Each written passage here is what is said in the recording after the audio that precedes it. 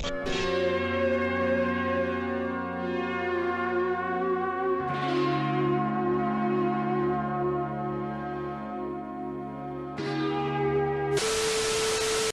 welcome back to the Good, the Bad, and the Ugly Show. And today we're here to talk about Galoob. That's right. So, you've done the homework. I did the research, mate. I'm like Tom Cruise. I've done the research. Good. Yeah, they're a company that started in the 1950s. Was owned by a guy called Louis Galoob, and his sons took over. They made quite a bit of money, and then they lost quite a bit of money in the Black Friday of '87, and then Micro Machines saved their ass, really, basically, didn't they? Yeah.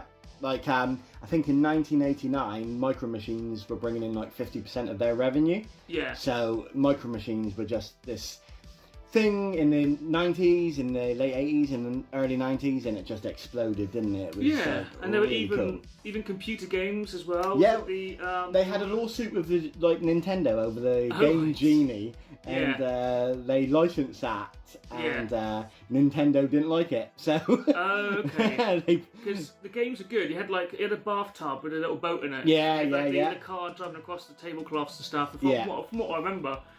They were good games, and it surprises me that Micro Machines haven't made a comeback.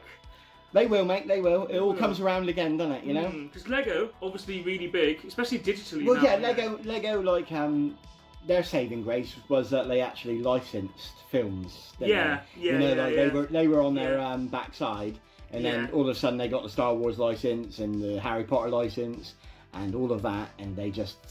So there might be some comeback for Galoob at some point. Absolutely. Although they're not Galoob anymore. They got bought out by the demons of toy manufacturer Hasbro. Don't sue us. They certainly will. Yeah. Okay, so I guess we'll begin then with what sort of toys did they have? Well, yeah, they did all right. You know, they made Golden Girls and Punky Brewster dolls. If anybody remembers Punky Brewster out there. Really, Okay, right. Yeah, so they did that. No, they didn't they were Mattel and Kenner were like the big players. Yeah. And Galoob came in after, and they hoovered up the licenses at Mattel and that didn't want. Yeah. They fed at the small table, mate. They were the scraps. But yeah, I mean, the table. Yeah, they did Galaxy Rangers. They did Defenders of the Earth. Defenders of the Earth. Yes, okay. that was the figures. Yeah, the figures. Right, yeah. Okay. And some figures that we were going to talk about today, like the WCW figures and the A-Team figures. Okay, and things like that. I guess what we'll do now is we will show off some of the Galoob stuff we have and try and do a little journey that way. We'll start with the older figures and then move on. So to begin with, here's a man who needs no introduction. But we're going to give him one anyway. If the figure looked anything like him, he wouldn't need an introduction. But as it stands... you can just about tell who he is by the head. Yeah. So obviously this is B.A. Baracus, or Mr. T, as he's also known. Yeah. But he seems to be wearing a kind of generic army G.I. Joe suit. He's missing all of his gold jewellery and his sort of punky get-up that he had. He did, and yes, this is the A-Team. This is A-Team was a big hit in the 80s, massive hit. So Galoob got the license to release 3 3/4 figures and the 6-inch figures as well. But interestingly, there was a big BA, and I don't think that was Galoob who did that. No, because there were two lots of big figures. So there were ones that were about 8 inches. Yeah, they were all made out of plastic. Yeah, Galoob did them. And then there were ones that are bigger, and they had like clothes you could take on and off, like the old doll kind of thing. Yeah. And they had the earring and the big chains and everything. And they weren't Galoob, they were something else. They were somebody else. So they were licensing themselves out to quite a few different toy makers. They were getting around a bit. Yeah, they were whoring themselves out. Well, I don't want to say it, but yeah. So these guys, sadly, I don't have any other ones because or any of the actual A-Team themselves, because they're kind of hard to come by now. Yeah, and the people want too much money for them. So and the thing he seems to have spinal problems. He can't stand up straight. It's old age, mate. Eventually, I guess the little band holding his legs on does snap. They do, yeah. That's how they were made in them days, wasn't it? They're really old now. I mean, this is like what? This is 83, 84, something like that. Yeah. Yeah, I can't quite make out. I can't read his bum, so I can't quite make out what year it is. My eyes are too old to see such small things. But there we go. Yeah, also with these, they come as a 4-pack, didn't they? So you got the 4 goodies, and they were like quite well articulated for the time. Yeah, they're pretty well done. And you got 4 baddies as well. Yes. And they weren't so well Should we bring articulated. some of these up? Yeah. So we have this guy who looks like Lon Chaney Jr. as the Wolfman, doesn't he? He does a bit. Can I get him zoomed in? Hang on a second. Let's do this. Let's try and zoom in on his face. No, the camera does not want to zoom in. It doesn't recognise it as a human being. Yeah. But he looks like well, I hate to say it, he looks like a tramp, doesn't he? A hobo. I guess that's kind of what he's supposed to be, I suppose. I don't know. And they had like names like Snake and things like that, you know. Yeah. Yeah, and he's not got the band or the joints in the legs or any of that stuff. So I guess he will probably last a lot longer than Mr. T will. And you wouldn't think they were from the same line, would you? You know? This is terrifying. If you could just about make out on this that he's actually covered in mud that I can't quite get out of all his nooks and crannies because. I think this guy was dug up from my dad's back garden after being there for a long time, since the 80s, probably. A lot of these figures met with got bad ends. Bad ends, yeah. I have, if I just have a look a second, I also have the, I have to pause a sec. That's what I do. Okay, so here is something horrific. Yeah, that is... If I can make this focus somehow... Is that Murdoch? I will touch the screen and make him focus in. He's not going to do it, is he? Yeah, this is the face. Sorry, I'm having no focusing problems today. This is the face, or the head of Murdoch. The front of his cap's missing. His eyes are all painted up black. I think this guy might be made into a zombie at some point, and something hideous happened to him. He kind of looks... But there you go. So if you put him on this body and imagine a different colour, then there's another 18 figure. Yeah, there is. And yeah, because they all had these generic G.I. Joe bodies, didn't they? Hannibal was in blue, face was in black. They went to the trouble of creating the heads, and that's it. Yeah. And the bodies were just someone else's, I think it was to just fit in with G.I. Joe as well, you know? Because people used to swap their figures around and stuff like that. That makes total sense. And also with these, you used to be able to get them with like BA came with his van, which was childhood favourite memory of like vehicle of mine. Face come with his Corvette, Hannibal with his boat, and Murdoch with his plane.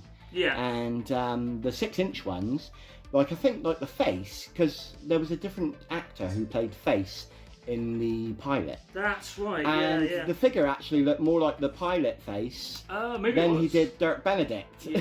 And so he had the black jacket and stuff like that. So they made that and they thought, there's no point changing exactly, No one noticed. And then Dirk Benedict come in and made Face his own and stuff like that. So I liked him. I loved it. One of my favourite characters. Yeah, me too. From the A-Team, I think. He was great as Star back in Battlestar Galactica as well. Yeah, because obviously the A-Team was a funny series. For people who don't remember it, basically, it was 4 middle-aged men going around helping people, weren't they? Yeah. They'd usually get trapped in some kind of shed at the end, and while they were in the shed, they would make some kind of amazing gadget which they would come out and save the day with. Also, people got shot a lot and never bled. No, or exactly. got killed. Yeah. No one got killed in them days. It was like... Yeah. A couple of tears mysteriously appeared in this side of the screen. Sorry. That's tea fine. break. That's continuity for you. Tea break. That's what we need. Yeah. So next, well, actually, we missed one out. So just before the A-Team figures, they made Black Star toys. Yeah, Black Star was a cartoon made by Filmation. Now, we erroneously thought it was like made on the back of Masters of the Universe. Yeah, I literally thought that Black Star was a knockoff He-Man thing. Yeah. But it turns out that they did it a few months before. Was it 81? Yeah. Was the cartoon, wasn't it? Yeah. And that was a few years before 82 He-Man. was He-Man? Was it 82? 82 No, was... those were the figures, weren't they? Oh, the figures game. The cartoon, I think, was 84. Yeah, okay. Yeah. From what I remember. I don't know. I might be wrong. I might be wrong on that one. We'll check the dates later. Yeah. Now, I wish I had some Black Star figures to put in this video, but I don't, because I haven't bitten the bullet and bought any yet, because they're quite expensive. Black Star was quite an oddity. I had one figure, and that was John Black Star. Yeah. And he had a sort of amulet. He was a barbarian, basically. He was a prototype He-Man. He was... I mean, Conan the Barbarian was big at the time, wasn't it? Was the weird dragon thing that had sparks? That was Black Star, wasn't it? I had that as a kid, and I had a few others as well. One that looked a bit like Mumwa as well. And he like sparked him up. He had like a sort of mechanism on the back where you run your thumb over it, and his amulet or his necklace lit up and made a sound. Yeah. Really Take cool. the amulet off and turn it into a lighter. Yeah. And also I think the cartoon had like a sort of the two halves of the power sword a la like sort of He-Man in the comics. Was it connected to Bravestar? Because there's a cowboy yes, thing because similar. People thought that like the ethnicity of Blackstar, people thought it was a Native American. Oh, and he was an astronaut, that sort of, the classic Buck Rogers that makes stuff, sense. like he went out into space and he landed on this planet. And that sort of opened the door for Bravestar, who was like a Native American cowboy. A few years later, and that was made by Filmation as well. So, an interesting cartoon. It only ran for about, 13 episodes? 13 episodes, 1981, and the figures were from 1984, so I guess they just kept repeating the cartoon. I don't know, that's how it works a lot of the time. It was in syndication over in the States, very an oddity, but well worth a look for anybody who's interested in, like, sort of vintage figures. Yeah. They look at, I mean, they're sort of similar, I guess, to the Thundercats that were made by... Pretty much. LJN. LJN. And we all know about them, don't we? We watched the Angry Video Game Nerd and his love for LJN. His love for LJN, film games, That's a different video for a different time, exactly. I'm sure. Yeah. So we'll move on now to where their money was. The biggest deal of Galoob, which were... Micro Machines. Focus here. Micro Machines. So they were actually very well put together. Could also use them for Monopoly, couldn't you? Yeah, you could. They had a lot of detail though, like the little lights on them and the little kind of detail. Well, yeah. And the boat was cool. The boat featured in the games, I think, from what I remember. It's quite a cool thing. Absolutely. I think speedboat. I think when they were coming out, I was like obviously getting older and losing interest in toys and stuff like that. Yeah. But I always remember the Mega Drive game. Yeah, that was that just absolutely exploded. That was like it was on everybody's wish list for Christmas and stuff like that. It's just So it was more your line, wasn't it? Yeah. Well, we're on the wonk. Here we go. Actually, a little bit before my time, really, because I'm really young. I was born in 1985, so that makes me like a child still. Pretty much. So, these were like 1986, weren't they? 86, 87. So these would have been when I was like a toddler, really. Yeah. I mean, my brother and sister had them, so that's how I got them in my life, And it was a craze, wasn't it? It was a craze. Like there's been several crazes over the years, with Boglins and things like that. You had these little sets that came out. So we'll have a little look into now. I'll just chuckle that on the table. So they fold into like little things like that, and then you had like a little fish and chip shop or whatever, and little things that go on there. Yeah, they're very nice. Very well put together little sets, and they clip together as well, and you can make a big platform out of it all. I got hold of some of these, which really are not Micro Machines, and you can tell the difference in quality and detail. Yeah. So, I mean, if you look at this car here, which looks beautiful, if the camera will focus, and then you look at this car, which really doesn't look like much.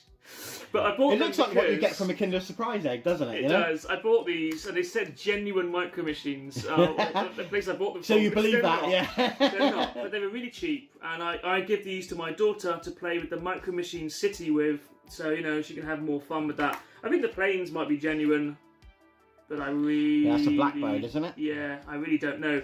But anyway, that brings us on to the big deal here. Yes. If I clear all these Micro Machines out the way, what I need now is Joe Pesci and Daniel Stern. Is it Daniel Stern? Yeah. To come and break into my house. They can leave these all over the floor, and then they can trip up in hilarious ways. You can make a film about that, can you? Yeah. Joe Pesci's always coming around. So here it is. The Micro Machine Super City was later called the Toolbox, because it's in the shape of a toolbox, but this earlier version is called the Super City. This is like the second version to come out, I think, because it originally came out, I believe, in 1986. This is the 1988 edition. Yeah. The back differs massively to the actual thing itself. It's a weird prototype. There's even a police station on the back, which isn't in the city at all. But this is super cool. But that's what they do. Like, you have like there's a sort of airport as well. Yeah, it's really cool. We'll open it up and we'll have a look. So here we go, let's take it out of the box. Got the box here so you can still see it. And here it is. It's a toolbox, as you see. Nice bit of music to go with. Yeah. So yeah, it's got like it comes with its own jingle, mate. It comes with its own jingle. So it has a little lock on it, so you turn that one around and then you can open it up. I'm amazed that the lock is still here, because we didn't even have that when I was a kid. We lost the lock a long time ago. So here we go, so let's open him up and have a look inside. So yeah, why don't you hold these two for me? That would be amazing. And then we open that up. Not really getting the best view of it, I guess, but here we go. So I'll take some of the buildings out. The little buildings clip on. Here you go. You've got little things to open up, so little garage doors. Yeah, and you got people inside the house. They'll go on to like the sides of the city here. There's all kinds of things. There's an airport. The airport clips onto the side. It has like a little airport building that goes on there, which is this little terminal and all that. So and then the best bit is like it's obviously like based on something like San Francisco, or one of those kind of places, because you've got the big orange bridge. Yeah. Reminds me of Star Trek 4. Yes, yeah. So you like a Klingon bird of prey down there somewhere? Yeah. And a big like toilet tube painted black to come with a golf ball to come on the top and suck all the water out out the river. But there we go. There is like it's amazing. There's like there's a road there that comes from the bridge and it goes underneath a little tunnel. Is there like a mechanism that should go now? There's a mechanism here that opens a little bridge up. Oh wow! And there's little garages in here, and there's all kinds of things. Down to like there's a little motorbike shack as well. There's all this advertising. There's even an advertisement for Galoob toys. Yeah. Which is also a really cool little like thing to stick in there, and loads of like fake foods and stuff. There was a petrol pump here. I don't have that, sadly. There's like about 2 or 3 things missing from this, but I bought it with the original box for about 15 to 20 quid, and that also came with these other sets and a lot of other little bits and bobs, like the little houses, fish and chip shop, good. Little benches outside and all that stuff. It's amazing. I mean, it really is. There's so much to it. I mean, look at this. Imagine being a kid at Christmas and opening this up and just going for it. Hours of fun. This is what we had actually. One of my brother or my sister, I can't remember which one. They'll probably tell me in the comments, because they watch all my videos. It's their family, they have to. Yeah, they have to. But yeah, so basically one of them got this for Christmas, and I remember being very, very young, maybe sort of 4 or 5 years old, I don't know, but I remember playing with this and having lots of fun with it. And they used to get other sets, like there's a little box that opens into like a sort of garage, like a service station garage, and there was all kinds of stuff. It was amazing. It is. So what we'll do next is I'll put all this back in its box, and then we'll talk about some of the further stuff, some of the other stuff that came from Micro Machines. So they went on to do loads and loads of other lines, basically to keep themselves afloat.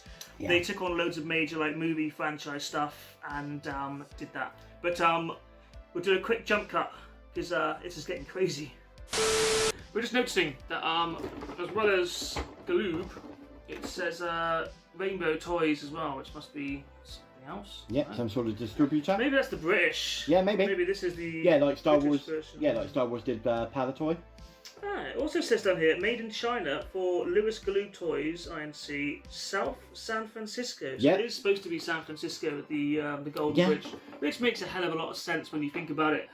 The Golden Gate Bridge. The Golden Gate Bridge, that's right. So next we're going to talk about the rest of the Micro Machine line. So what happened next? They made... Yeah, they basically did what Lego did. You know, they got the licenses for Terminator 2, Judgment Day, Mighty Morphin Power Rangers, Star Wars, Star Trek. I had the Star Trek ones years ago, the Enterprise and the Klingon Bird of Prey and all that. And Aliens as well. Yeah.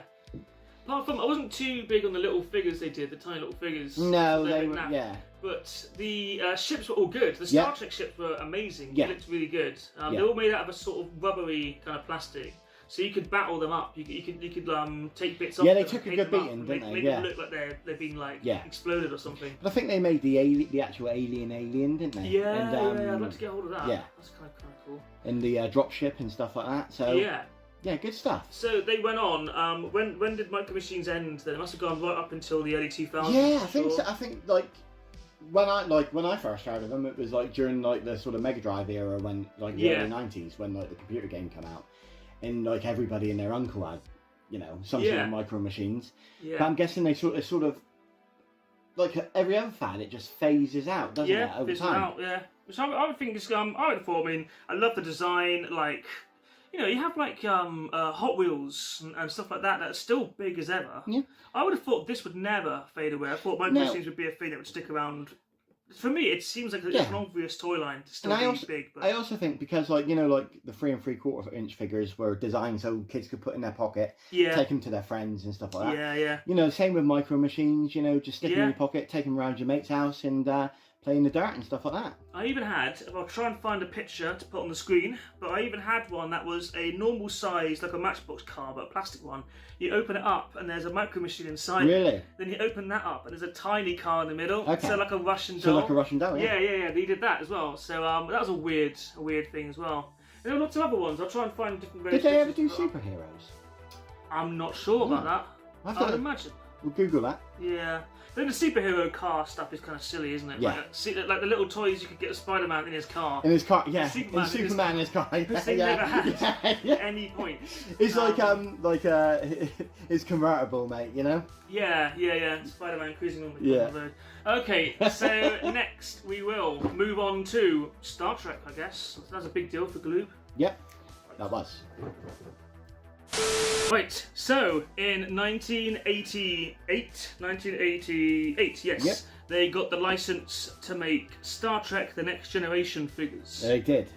And these are not like highly regarded. People don't really like them, to be honest. No, Star Trek's a weird one. Star Trek is an amazing franchise with a big fan base, but the toys never really took off. I mean, Playmates were the best at it. Yeah. They took it to the real extreme, but other companies they've made a few figures and then they gave up, basically, didn't they? You know, They did. So we have some here. We have a bit of a collection built up of these actually. So we'll begin with this was very kindly donated to me by you. By me. That's right.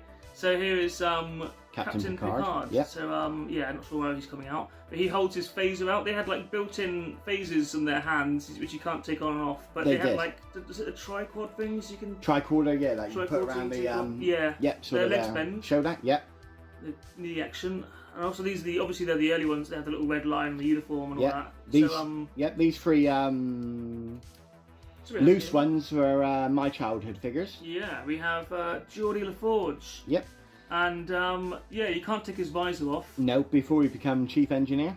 Yeah, that's right. Yeah, still got the red top on. But on the Playmates one, you could take his visor off. But you weren't supposed to. They were glued on, weren't they? But when you take them off, could take it off. Still got the white eyes. Yeah. That always confused the hell out of me, to be honest. But it's Geordie LaForge. I always thought Geordie LaForge should have had a Geordie accent like Scotty did in the original Star Trek, but they missed a trick there. Where are you, man? To that clean up bastard to bug off and all. Right, here we go. Here is Worf. Mr. Worf with his funny wrinkled head. Yeah. Original uniform again, short hair, the gold thing in the red top, all that. Pretty good. Pretty good figure. I always wanted this actually. This and Riker I always wanted because obviously the Playmates didn't ever make those exactly like they were. Yes. Can we talk like series? So here is Riker. Yep. Speak of the devil. A beardless Riker. Yeah, there we go. Season 1 Riker. Yep, that's boxed as well, still unopened. Yeah. Here's the back of it, telling you the other ones you can get, so the other characters you can get. You can get all the original guys, including Tasha Yar, and you can get Q and Ferengi and a few other aliens, and the Enterprise itself. Yes. Some of these are harder to find than others. I also have Data here as well. Data box is a bit beaten up. Now there are 3 different versions of Data that came out. This one is the pale-faced, actual screen-accurate version, but there was also one that had normal, like human skin, which looked weird, and there was another one that had like a grey, speckled, weird skin. I don't know why they did that. Because when they tested Brent Spiner, they tested him with different coloured skins. Oh, okay. So he did, like in the show, he looks kind of yellowy type of thing, but they did try him with like a grey appearance. That makes just sense. a normal appearance. Yeah. So they're like test ones. So I imagine those other ones are probably harder to get, aren't they? Probably more rarer. Here's Worf again, looking very good condition here. I love that. That was the first one I got out of these was Worf because I thought he looked cool, like on the shelf. Yeah. And then I just started getting. So I bought Worf And then Tim very kindly gave me these 3. So I'm like, oh wow, I'm building a collection up here. And then I found a bundle online for like 20 quid or something, which had like a load of random like Amigo and stuff, weird toys. And it had both of these involved. So I put in a bid and I won them. So now I have a collection of Star Trek Galoob figures. And if anybody's out there that remembers catalogue shopping as well, that's how I picked up my 3. I think it was Janet Fraser or Littlewoods that we got it from, where you order it from a catalogue and pay £1.50 a week. Yeah. And I got the Diecast Enterprise as well, which also saucer separates. Oh yeah, like in the show, yeah. And there it is on the back of there. There you go. There's a big Playmates one released as well, like years later, which the had Playmates noises and stuff. Yeah, the Playmates had the bridge in the shuttlecraft. Yeah, they had all that stuff. So there we go. So that's the next generation. If you can find any of the other figures I haven't got, then they're the rare ones, really hard ones to find. These can go from anything from like kind of 10 to about, I don't know, 100 quid, I guess. The Q figure is worth about £100. Also, I'm not sure how big a release these got in England, because I never see them on like, basically these, if you find them on eBay, they're usually from America.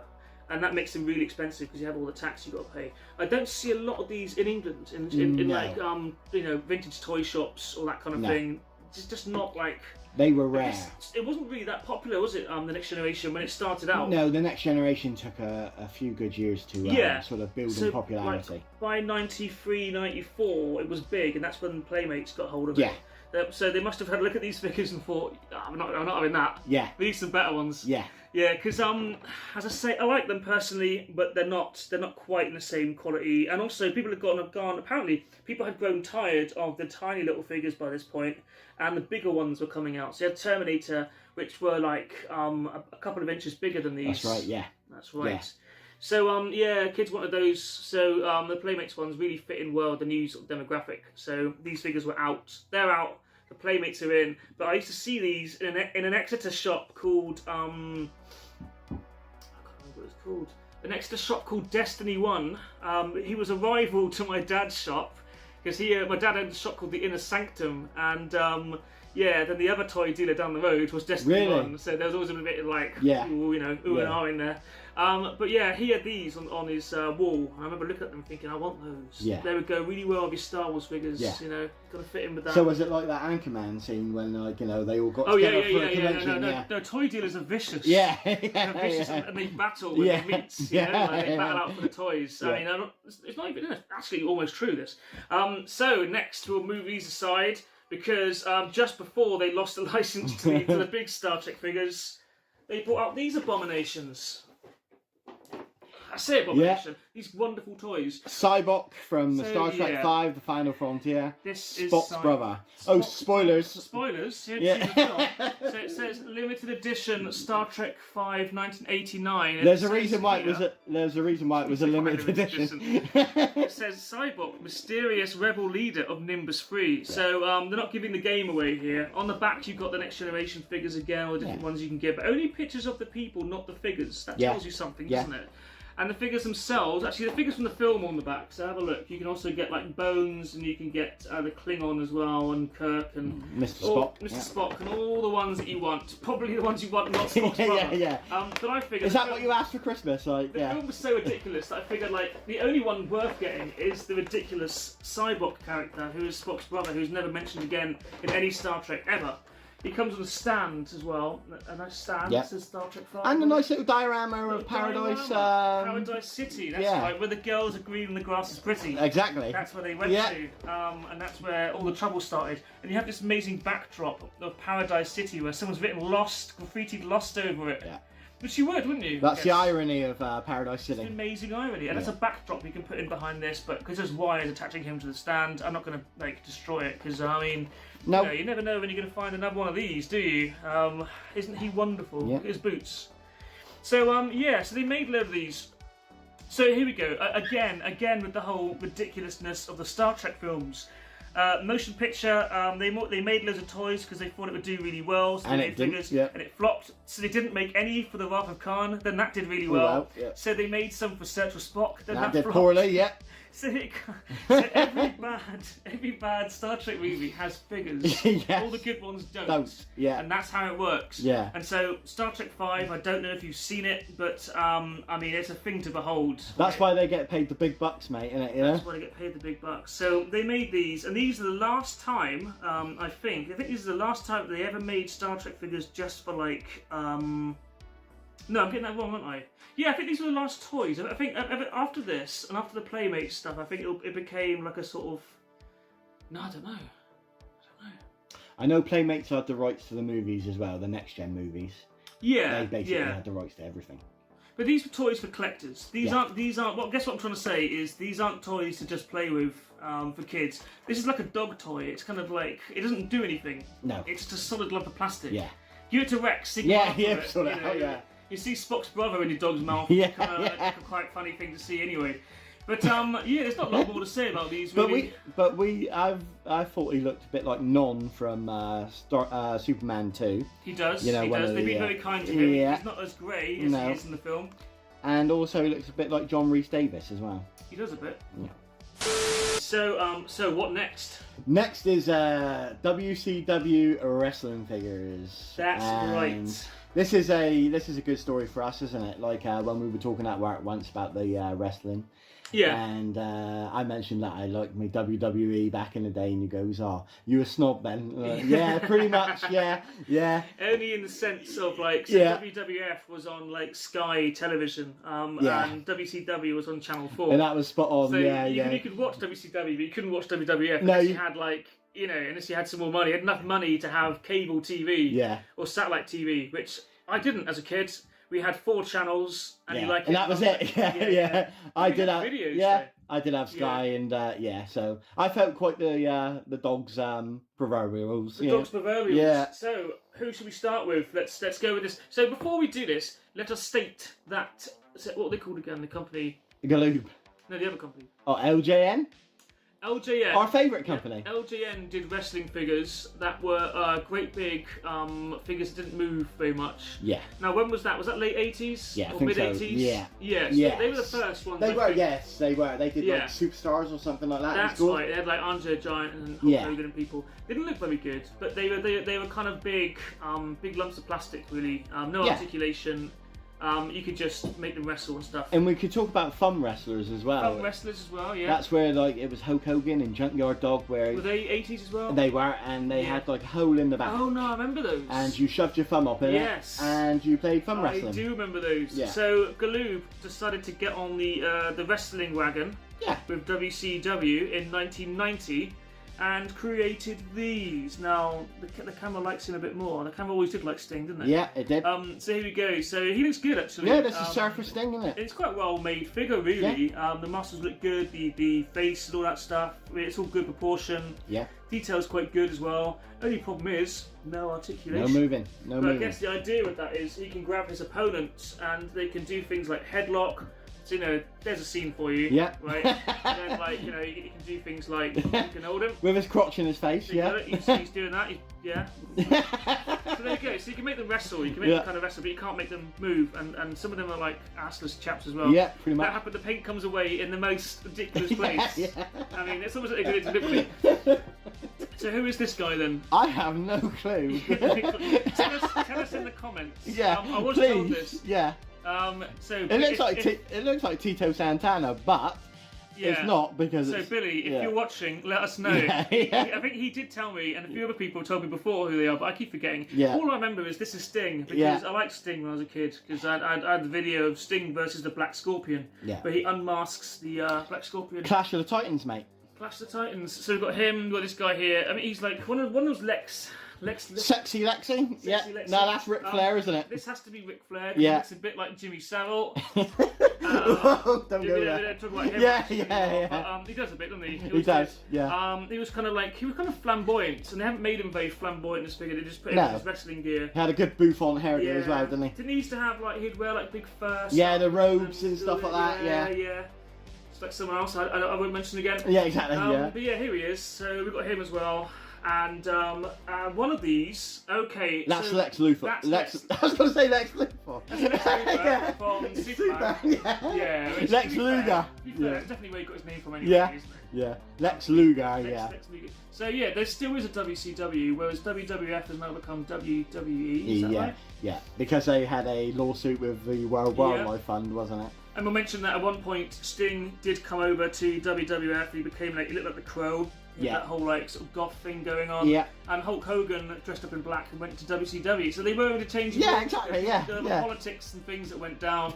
So both companies, you know, were fairly big, and they're both obviously rivals. I've just realised this is, I believe, I'll get brownie points for this, but I think this is Scott Steiner actually. Because you had Rick Steiner. I had the Steiner brothers. Yeah. I think this is Scott Steiner. I don't know. Tell me in the comments if I'm wrong, but I believe it is.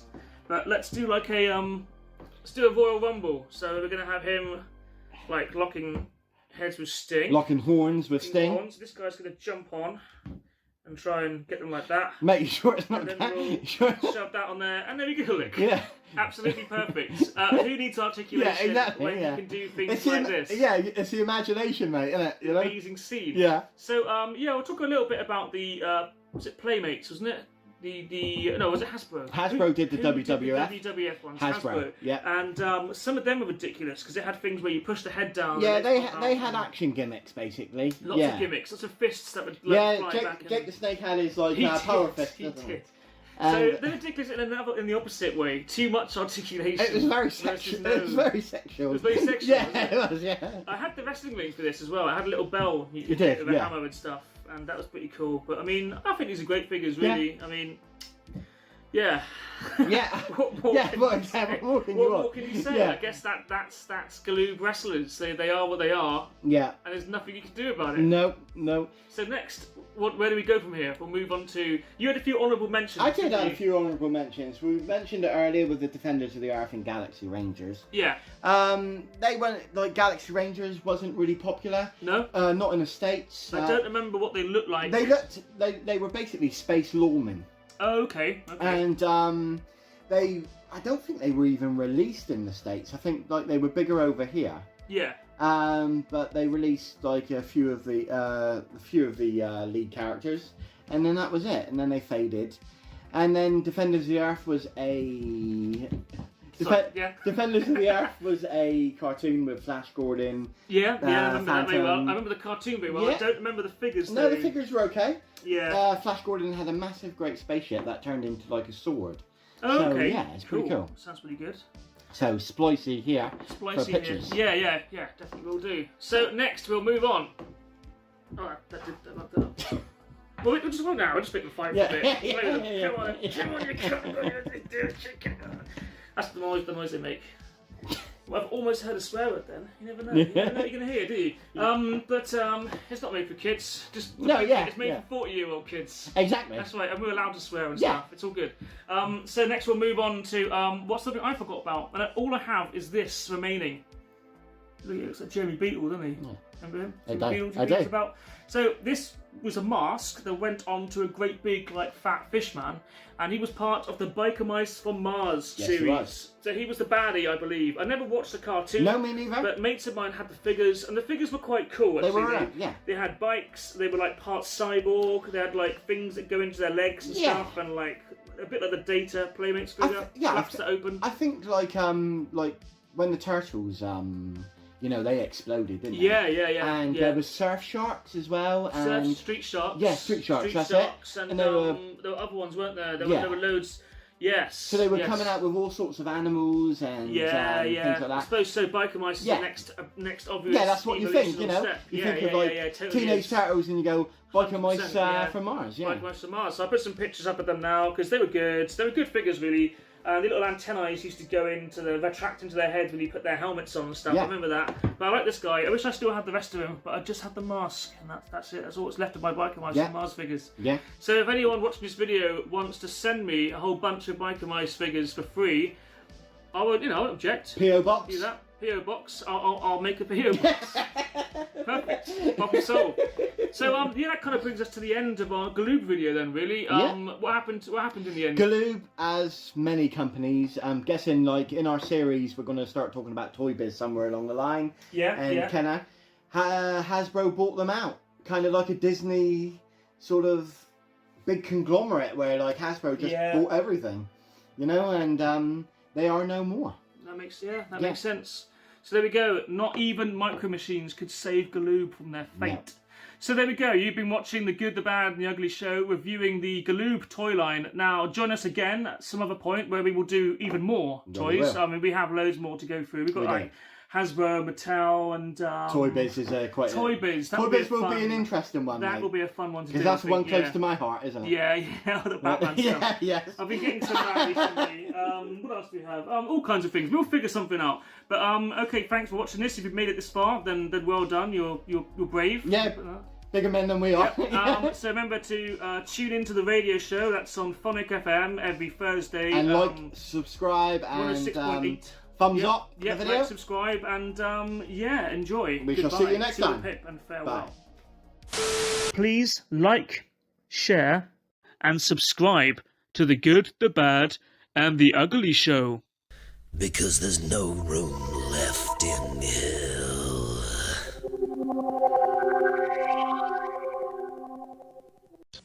Are you ready to fight? Then step into the ring and take on Sting. There's me and my rival, the Nature Boy Ric Flair. And there's a total package Lex Luger, plus more WCW wrestlers with their own ring and cage. The only place for the ultimate grudge match. Sting's flying into the ring. Watch Lex bounce off the roof. Oh no! Rick climbs the pole. Sting comes back with the body slam. The WCW wrestlers ring and cage, you put it together. Figure so separately from Galoob. I dare anybody to take us on. The Micro Machine Man here, presenting the genuine, original, colossally collectible, most midget miniature replicas of the real things. Micro Machines. Dramatically detailed, stupendously styled, smaller than a nut, this one or this one. And now with a totally terrific town, the new Micro Machine Super City Toolbox playset. Closed, it's a mild manner toolbox. Open, it's a Micro Machine USA. Cruise your mini Micro Machine vehicles, planes, and boats to the police station, the marina, the mini motorcycle repair shop, the gas station, the construction office, work, the real working drawbridge, highway, passenger ramp, and garage doors. Or take a Micro Machine flying machine in for a landing. Phew, this place has it all. The new Micro Machine Super City Toolbox playset from Galoob. The one and only outrageous original miniatures. Remember, if it doesn't say Micro Machines, it's not the... Someday I'm going to be an acrobat. I'm going to be in the Olympics. I'm going to be Golden Girl. Golden Girl. And have flowing blonde hair, a magical shield and sword. Together with Ruby, Jade, and Onyx, we'll defeat Dragon Queen, Wild One, and Voltora. Golden Girl and the Guardians of the Gemstone, each sold separately, new from Galoob. They're the A-Team. You know they're soldiers of fortune. They're the A-Team. Helping people in need. You can pretend that you're Hannibal, Murdoch, or Face, or maybe B.A. Baracus. You know each one is an ace. Each is sold separately, with rifle and gear. If there's trouble to face, you know the A-Team's here. They're the A-Team. The A-Team. Murdoch, Hannibal, Face, and B.A. Baracus. Each is sold separately by Galoob. It's new for your kids. Laser lights, it's Black Star. Defender of right, he's ready to fight. The evil overlord. Laser lights. The Ice Castle is a mysterious place. He might meet the Lava Lock face to face. Laser lights, it's Black Star. That's neat, yeah. How pretty. Steam us up, Captain. You have just entered a new dimension of play. Star Trek: The Next Generation. Action figures, phasers, space sets, and Enterprise. Their mission? To boldly go where no one has gone before. Go with them. Star Trek: The Next Generation. A world of action and adventure now in your galaxy from Galoob.